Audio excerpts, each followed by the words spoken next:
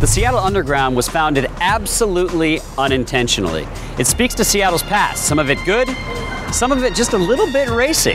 I'm intrigued, aren't you? Welcome to Seattle's Underground Tour. The tour was started on Memorial Day weekend, 1965, when Bill Spidell, who was a local newspaper man, noticed they were tearing down buildings in the neighborhood, calling them old Victorian eyesores. He wanted to preserve our history.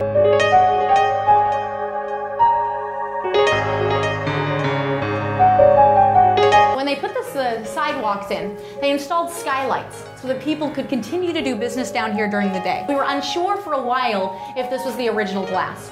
The reason is that one of our old guides from the 60s used to tell a story about young men gathering down here, working ladies standing up there, prices of their services on the bottoms of their shoes, waiting for the business up top. Interesting. And she would refer to this as them selling their souls.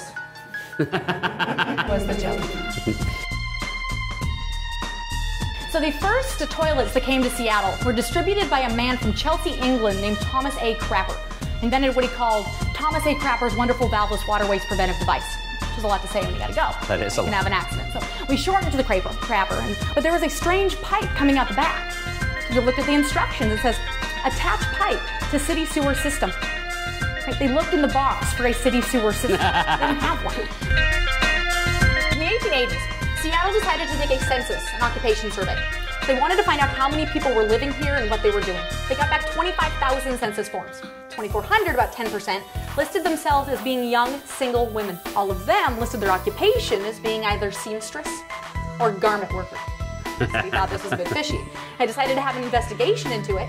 After 6 weeks of exhaustive research, they determined that there was not a single sewing machine in the entire area. Oh my God, what did they do? It led them to suppose that they must have been doing a lot of the work by hand. Hey, nobody gets it who's not supposed to. Thank you guys so much for coming on the Underground Tour. I hope you learned something and had some fun. If you want to learn anything more about any of our tours, please visit our website at www.undergroundtour.com.